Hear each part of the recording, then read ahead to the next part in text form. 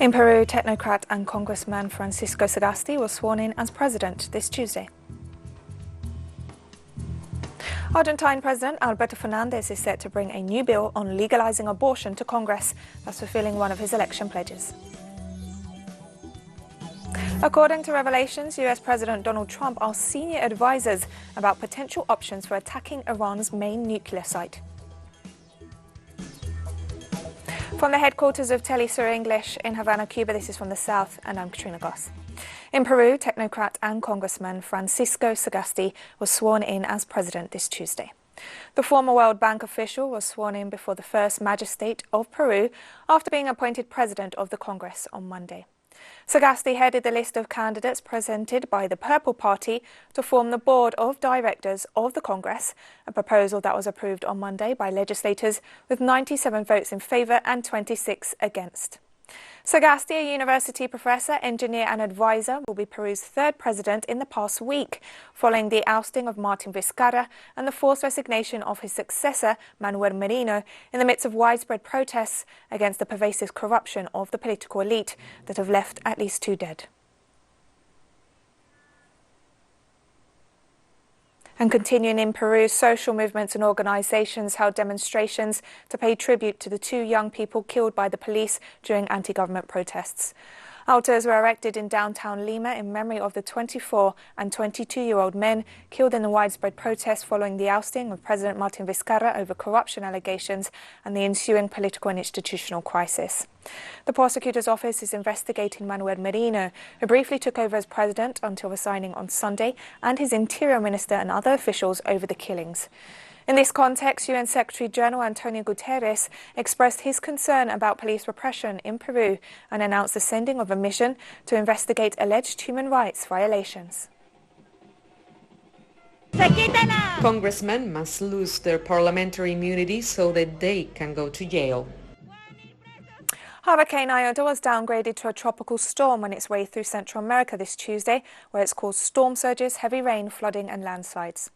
While Iota's winds have lowered, its heavy rains still have the potential to cause catastrophic flash flooding and mudslides through Thursday across the region. According to the National Hurricane Center in Miami, the storm will move further inland across northern Nicaragua on Tuesday and then move across southern Honduras on Tuesday night before dissipating near El Salvador early Wednesday. The Caribbean Disaster Emergency Management Agency and Inter-Caribbean Airways signed a memorandum of understanding this Tuesday, establishing a mutual agreement for the movement of relief personnel and supplies necessary for providing an immediate coordinated response to regional disasters. Today's MOU signing is about people, how we better protect them and secure their safety on those inevitable occasions when we're impacted by the diverse hazards which affect our region. The visionaries who crafted the agreement establishing SEDIMA mandated the agency to, among other things, establish arrangements with regional airlines and shipping lines in order to ensure access to their facilities on a priority basis in the event of a disaster. Inter-Caribbean is indeed pleased to partner with SEDIMA in supporting our region. And we hope that the network that we have, the infrastructure we have, the assets we have in terms of airplanes, personnel and other equipment will be, we can help to create a better or provide more immediate assistance in the region when the time comes.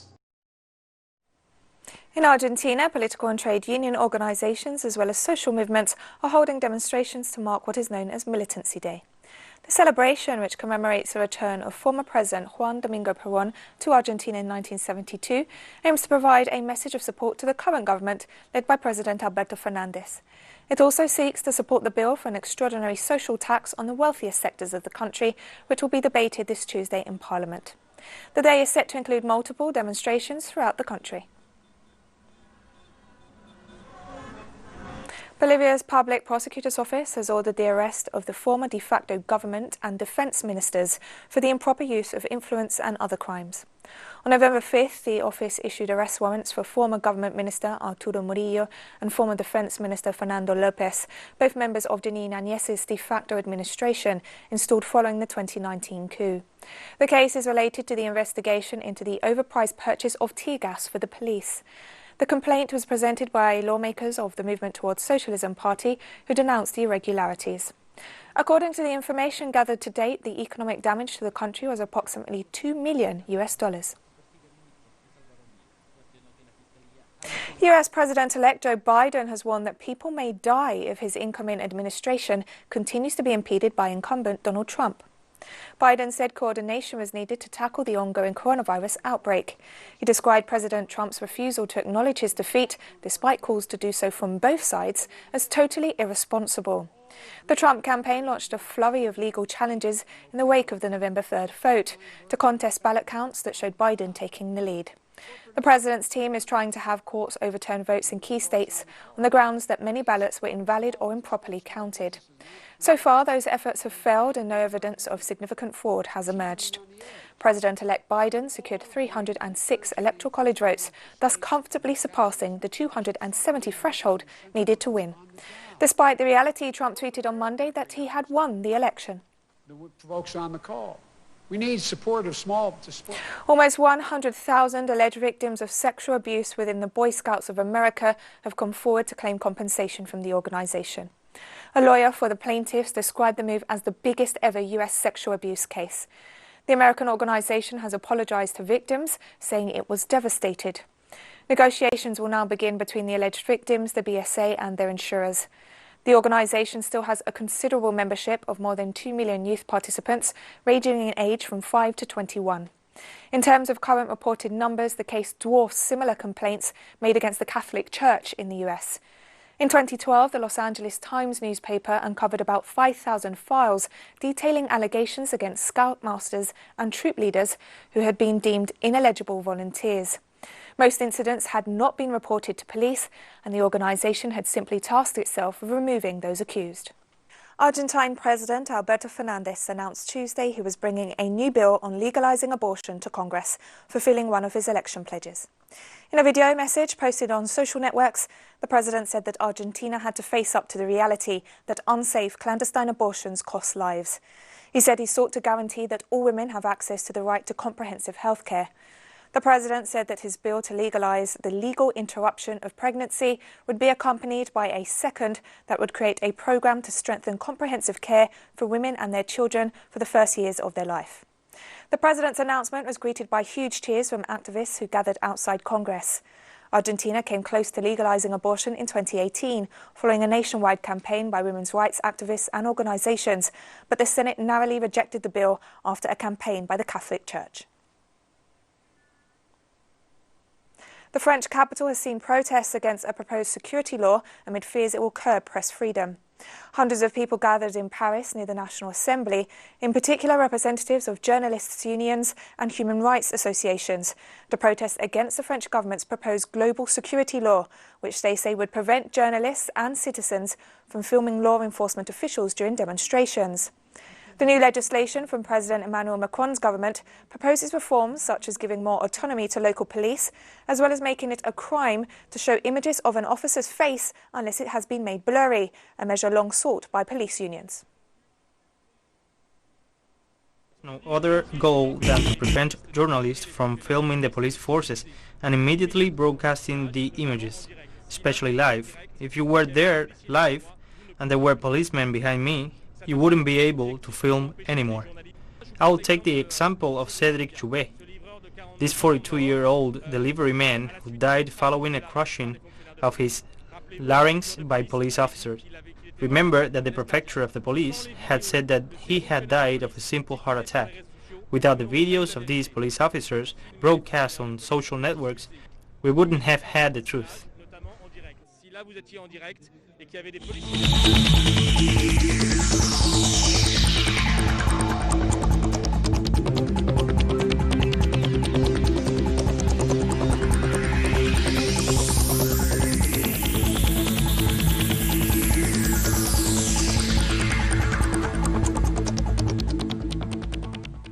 Russian President Vladimir Putin has highlighted the cooperation of BRICS members in tackling the COVID-19 pandemic and recalled the initiative to create a BRICS vaccine research centre. On speaking as part of the 12th BRICS summit, this time via video conference, Putin pointed out that it was agreed to create a BRICS integrated early warning system for future outbreaks of infectious diseases back in 2015, long before the novel coronavirus appeared. Putin stressed that Russia is willing to share its research regarding COVID-19, including its Sputnik V and Epivac corona vaccines, as well as a third that's in preparation. He also recalled that Brazil and China are participating in the post-registration and third phase clinical trials of Sputnik V, while cooperation is being sought to produce the vaccine in India and South Africa. There are Russian vaccines. They work. They work effectively and safely. The question is now concerning mass production. It's very important to unite for the mass production of these products into wide circulation. On Tuesday, Indian Prime Minister Narendra Modi spoke on terrorism and the need to reform global institutions while addressing the 12th BRICS summit virtually. Terrorism is the biggest problem the world is facing. We have to make sure that countries that shelter terrorists and support them are also held responsible. We have to fight this problem in an organized manner. The world is seeing major geostrategic changes, the effects of which will continue to impact stability, security and growth. The role of BRICS will be vital in all three areas. Global institutions are outdated and still function with the mindset and realities from 75 years ago. India feels that reforms in the UN Security Council is very important. We expect support from our BRICS partners on this issue. Global stability, shared security and innovative growth is the theme of the international meeting chaired by Russia. The leaders of the bloc's member countries are set to discuss cooperation and key issues in the global context, such as the reform of the multilateral system, measures to mitigate the impact of the COVID-19 pandemic, trade, health, energy, the fight against terrorism and exchanges between peoples. India is to assume the presidency of BRICS for the third time. The previous occasions were in 2012 and 2016. And South Africa's President Cyril Ramaphosa stressed Tuesday that the coronavirus pandemic demonstrates the need to accelerate the establishment of the BRICS Vaccine Research and Development Centre. The current experience demonstrates the need to accelerate the establishment of the BRICS Vaccine Research and Development Centre in South Africa as agreed in the 2018 Johannesburg Declaration. Australian Prime Minister Scott Morrison paid an official visit to Japan this Tuesday to meet with his Japanese counterpart. Morrison is the first foreign leader to visit Japan since Prime Minister Yoshihide Suga took office in September. After signing a defence pact, the Australian Prime Minister said he would work with Pacific Island and Southeast Asian nations to ensure vaccines can be delivered across all of these countries next year. The Pacific Island states of the Southwest Pacific, or the ASEAN nations, where we will work together, as we are with many others, in ensuring that the vaccines that can be delivered across all of these countries, hopefully over the course of 2021, to return the world to a greater state of normal than we have known now for some time. According to the New York Times, US President Donald Trump asked senior advisors last Thursday about potential options for attacking Iran's main nuclear site. According to the revelations, the president was dissuaded from moving ahead with a strike by advisors who warned that it could escalate into a broader conflict in his last weeks in office. The White House has not commented on the accounts of the meeting. In 2018, the Trump administration withdrew from the landmark 2015 Joint Comprehensive Plan of Action, or Iran nuclear deal. The deal saw the US and 5 other world powers offer Iran relief from crippling economic sanctions in return for limits on its nuclear program. Tehran has also insisted that its nuclear program is linked to energy and not intended to build any weapons. There might be attempts to attack Iran, but, and this is my personal opinion, not that of the government spokesman, I personally do not predict such a thing. I do not see such a possibility that they would want to bring insecurity to the world and the region. But in any case, our summarized response has always been that any action against the people of Iran will be met with a crushing response. Ethiopian Prime Minister Abiy Ahmed said Tuesday that military operations in the northern Tigray region would enter a final phase as global pressure mounted to bring the two-week-old conflict to a swift end. Fresh airstrikes hit the regional capital of Mekelle on Monday as East African leaders called for an end to the conflict and for dialogue, which Ethiopia has so far resisted. The Prime Minister announced a military campaign in the breakaway region on November 4th, saying it came in response to attacks by the Tigray People's Liberation Front on federal military camps. The fighting has seen left hundreds dead and prompted around 25,000 Ethiopians to flee across the border into Sudan. The Rakuba refugee camp was recently opened in eastern Sudan to cope with the sudden influx of thousands of people fleeing airstrikes, artillery fire and massacres in northern Ethiopia. The conflict pits Ethiopian government forces and allied militia against troops loyal to the Tigray People's Liberation Front, which is the ruling party of the Tigray region. Analysts have noted the possibility of the conflict spilling over into neighbouring nations, with the Eritrean capital Asmara already having suffered rocket attacks and troop movements reported on its border with Tigray. The escalation of violence could be hugely detrimental to one of the most fragile regions in Africa.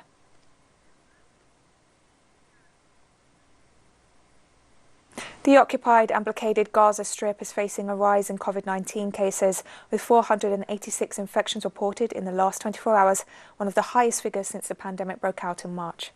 The Strip, frequently bombarded by the occupying Israeli regime, home to around 2 million people, faces a second and more severe wave of the pandemic, with scarce resources and a fragile health infrastructure to face the challenges, thanks to the constant attacks by Tel Aviv. As a whole, Palestine has confirmed more than 65,000 COVID-19 cases and over 500 patients have died from the disease. On Tuesday, Thai police fired water cannons and tear gas at pro-democracy protesters attempting to approach the parliament, where lawmakers are debating possible changes to the country's constitution. Several thousand people took to the streets around the parliament building, where riot police had blocked off roads with concrete and barbed wire.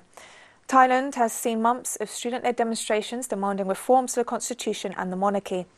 The demonstrations also demand that the current Prime Minister resigns. According to reports, skirmishes broke out between royalists who wore yellow shirts and pro-democracy protesters this Tuesday, despite the heavy police presence. French police on Tuesday cleared a camp of asylum seekers outside the Stade de France stadium in the north of Paris, where around 2,000 people, mainly Afghan and African, had been living in tents. Dozens of police were deployed to carry out the operation, which took place in the midst of a nationwide coronavirus lockdown. The occupants of the camp were taken by bus to COVID-19 testing centres. Those who test positive will be placed in isolation, while those who test negative will be taken to different shelters and sports centres around the French capital. Paris is a key stop-off point on the European asylum-seeking route, with tented camps repeatedly sprouting up around the city, only to be torn down by the police months later. And we've come to the end of this news brief, but remember you can find these and many other stories on our website at telesurenglish.net. You can also join us on social media, Facebook, Twitter, Instagram and Telegram. For teleSUR English, I'm Katrina Goss and thank you for watching.